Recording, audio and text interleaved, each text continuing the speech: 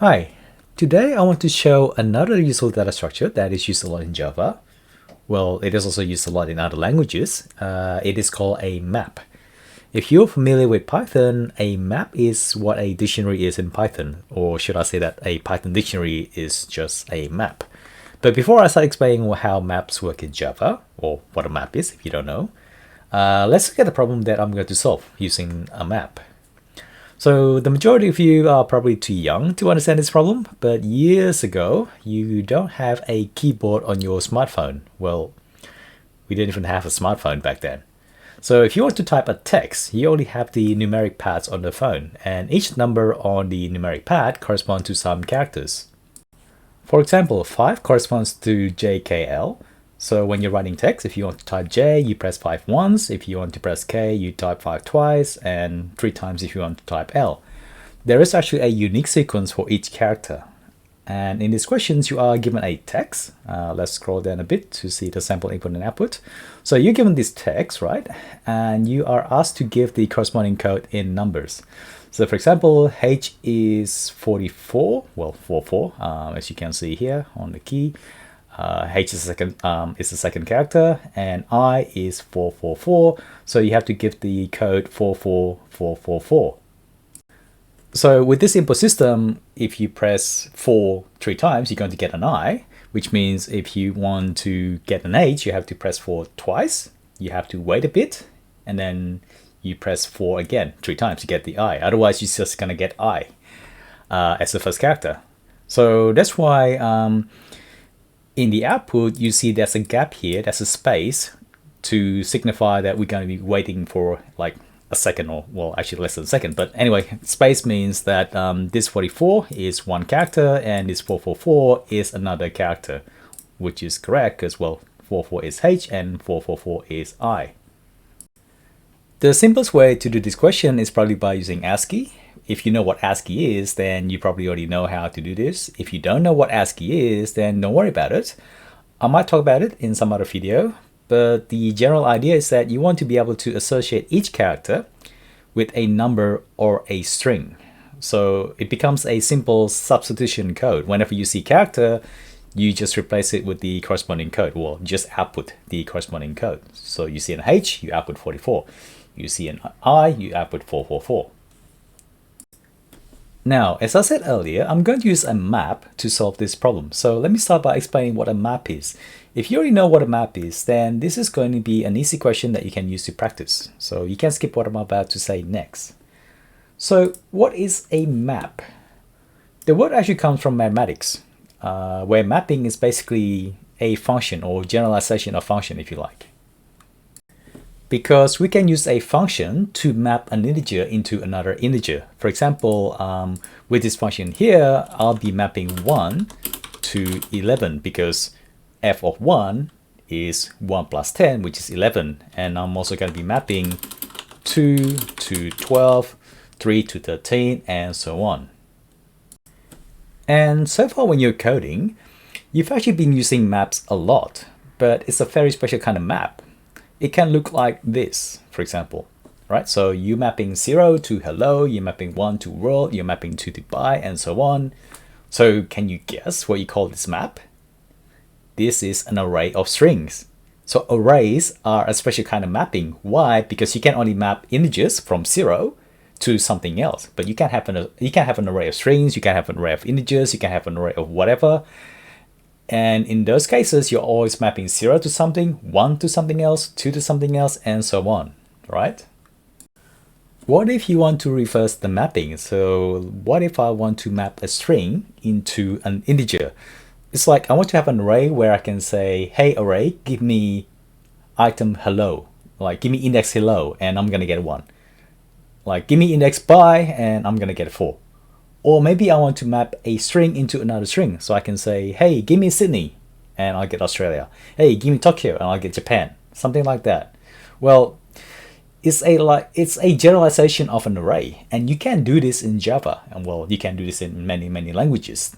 This is a very important data structure. So let's do this in Java. And if we can do this, we can solve this question easily. Because now I can map a character into a string or a number, whatever. So, right? I can actually map H to 44. I can map I to 444. So it's like I have an array and I go ask that array, give me H, and I'm going to get 44. So how do we do this? Let's start by making a simple map. Okay, the Java data structure is called a HashMap. Let me write that down, HashMap. And you got to specify what type you want to map from and what type you want to map to. Let's start with a simple example. So let's say I want to map from a string to another string. Let's use the example we saw earlier. So I want to map Sydney to Australia. I want to map Tokyo to Japan. So with the hash map, I have to specify what type I want to map from and what type I want to map to. So in this case, both are strings. So I'm going to have string here. That's actually the type of the object that we're making. I'm going to call it M. And we're going to call the constructor, so HashMap string. Well, actually, you don't have to write the string there because Java is smart enough to work it out, but I'll just kind of leave it there for now. What I mean is you can type it like this because Java is smart enough to work out that you want a hash map from string to string on the right hand side. But I'll leave it like this for now. So how do I make the mapping? Well, the function that you have to call is .put. So I'm going to put a mapping from from Sydney to Australia. And I'm going to put another mapping from Tokyo to Japan.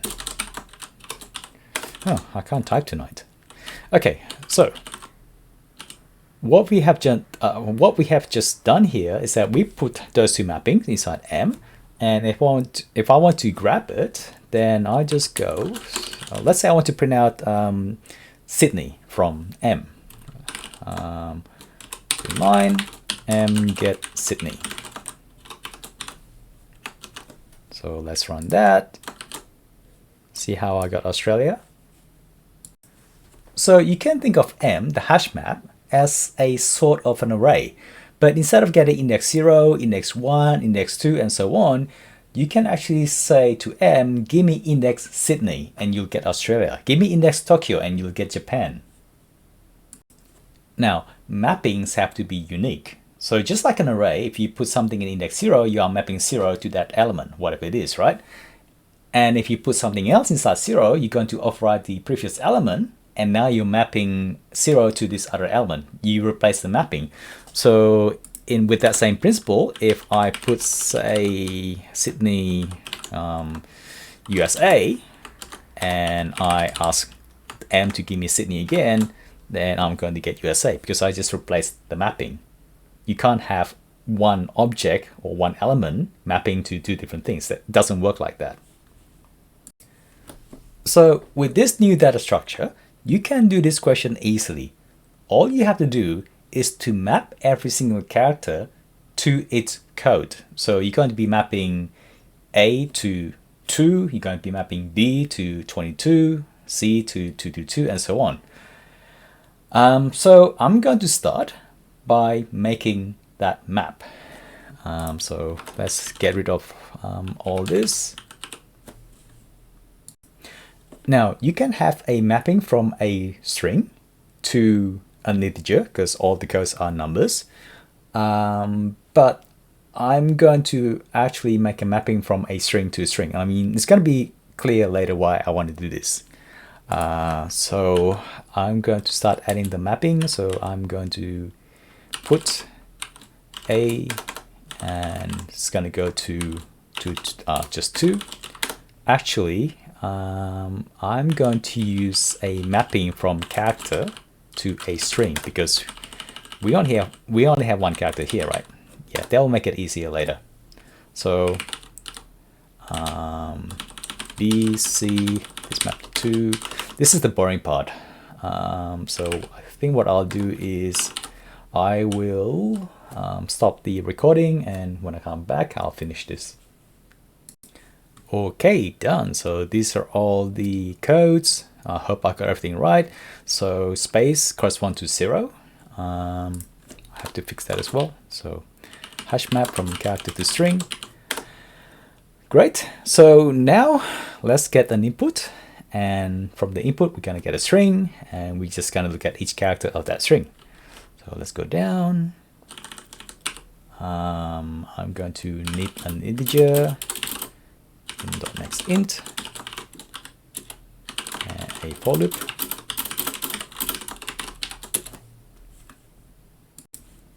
Then I'm going to read in a string. I'm going to use next line because you may have spaces between two words. Oh yeah, don't forget to do this. I talked about this in the previous video, that you need to grab an extra new line character. Now that we have a string, well, we have a whole line, let's go through it character by character. So that's why I have the mapping from character to strings. Now I'm going to do for in j equal to 0, j less than s dot length, j plus plus. What are we going to do? Well, we're going to construct the answer, right? I'm not going to output it right away because I may need to put spaces in between. So I'm going to make a string called answer, empty string. And for now, let's just ignore the spaces. I'm just going to look at every single character of the string s. And I'm going to append the string to answer. So this is why I use a mapping from character to string and not from character to integer, because your code, if it's just like one huge integer, you can't keep it as an integer, right? That is a very, very big integer. Integer can only go up to 4 billion. So you can't have an integer that big. So you must use a string anyway. Okay, so let's look at the first character. I'm going to add the string, the code, to answer, which means I'll go answer is equal to answer plus m get s char at j. And that should build up the code without the spaces. So let's just give it a try for now. I do it here, I guess.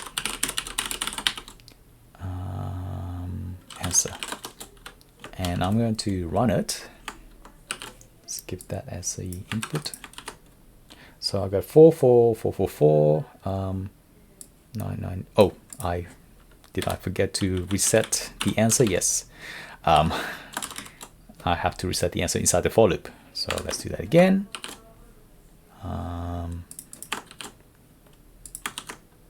4, 4, 4, 4, 9, 9, 3, 7, 3, 6. I need to press enter.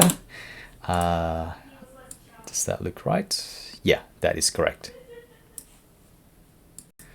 So now all we have to worry about is these spaces, which we need to add if the last character of the code, whatever we have so far, will be the same with the next code coming in. So like, you know, like with 4, 4, 4, 4, 4, then I have to put the space in the right place. How do I do that? Well, this is where I work out what the character is. So let's say string current is equal to m get s char at. So I'm gonna keep this, right? I'm gonna grab it into current. And now I guess I'll look at the last character of answer and compare it to the first character of current. And if they're the same, I have to insert a space. Otherwise, I don't. So if answer last character at, I guess, whoops. Come on, Eclipse, what are you doing? Char at, that's right. Char at answer dot length -1. That's the last character. If the character is the same with current at 0. If that's the case, then I have to insert a space. If it's not, I don't have to. So if it's not, then I'll just do answer plus current. I think that should do it. Let's run it one more time.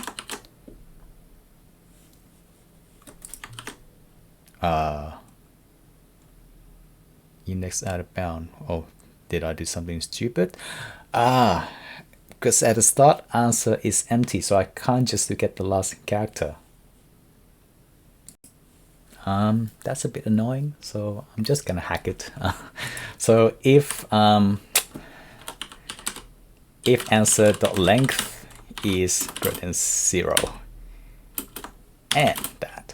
So sorry if you can't see it, but basically I'm just adding this condition. So if the if answer is empty, don't try to look at the last character because it doesn't exist. Save that, run it again. Give me the input. Okay, I get 44, 444, 999, 3277. Yeah, that looks right to me. Okay, so I hope you follow what it's been going on so far. It's pretty simple. You just doing a simple substitution. Like you grab the character and you grab the code and just put it in, and there's just this if and else statement to put it in a space if you need to. So let's try to submit this. Copy, go to submit. This is Java.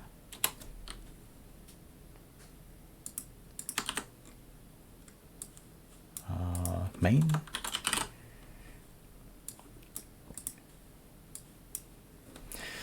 Okay, it should work. Oh, whoops, what did I do? Did I somehow miss a miss a bracket? Sorry. So go back. Java, switch editor. This is a more realistic. Like this is what happens when I normally do this while not recording. I make stupid mistakes. Submit.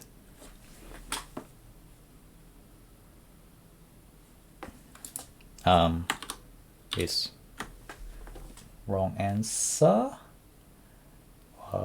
Why? It looks right to me.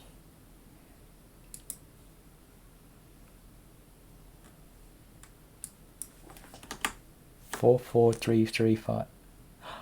Oh, I forgot to write the cases. Well, all right, I'm gonna do this. Okay, I don't want to re-record what I just did. So, well, this is a more realistic thing. Like this is what happens when I'm not recording, right? Like I make simple mistakes, and I try to submit it. So, yeah, I'm not going to re-record this. So I'm just gonna fix it now. But yeah, don't think that when I do this, don't think that I get it right all the time right away. Like I will make mistakes, as you can see. Okay, so what do you have to do? You have to print out case hash plus I plus 1 plus space plus answer. By the way, don't forget to put brackets when you want to put a mathematical expression here. Because if you just put I plus 1, then you're going to print out I, then it's going to be treated like a string. So you're going to see like 0 plus 1, 1 plus 1, 2 plus 1, and so on. So let's see if this works. Make sure I get it right.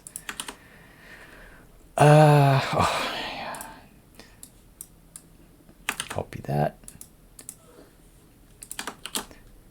Paste. Did I miss a semicolon? Yes, I missed a semicolon. So lucky that I tried first. Run it again. Paste. That looks right to me. So again, we copy and paste.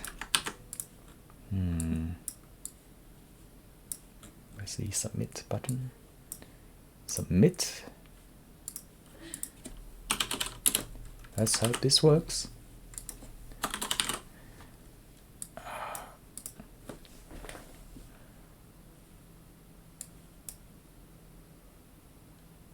Okay, it got accepted. Great. So that's it. You get to see a new data structure. If you haven't seen it before, it's called a map. And trust me, it's a very, very important data structure. It gets used a lot in coding. Well, at least with my future videos, you will see me using map very often. And if you want to learn more about maps, well, now you know the basics of maps. What did we do? We did put and get. We haven't talked about traversing through a map, because what I mean by traversing, like, here's a map, then look at every single element. You can't traverse through a map like you can traversing like you traverse through an array, because arrays you can just go index 0, index 1, index 2, index 3, and so on. Maps don't have that. It doesn't have index 0, index 1, index 2, right? Because it's just every entry is a mapping, is a connection between two objects, and they're not necessarily integers. So we haven't talked about how to do that, and maybe in a later video we'll go through that. But you can also work out how to do this yourself. And I think apart from put and get, what else can we do? Are we doing anything else important? Contains. Well, this contains key and contains. Sorry if you can't see, this is very small. If you're going to learn about key and value later when we know how to traverse through a map. There's is empty. There's remove, obviously. Yeah. So really just get, put, remove is empty, and size. I'm sure there's size. Yeah, there's size. How big is the mapping? And yeah, we'll learn how to do map traversing in another video, because I don't want to make this too long. You know how to do basic maps now. If you want to know more, you can go read the Java doc. I'll put a link in the description, or you can just find like YouTube videos or whatever. They'll teach you how to use HashMap. But that should be all for today, and thank you for watching.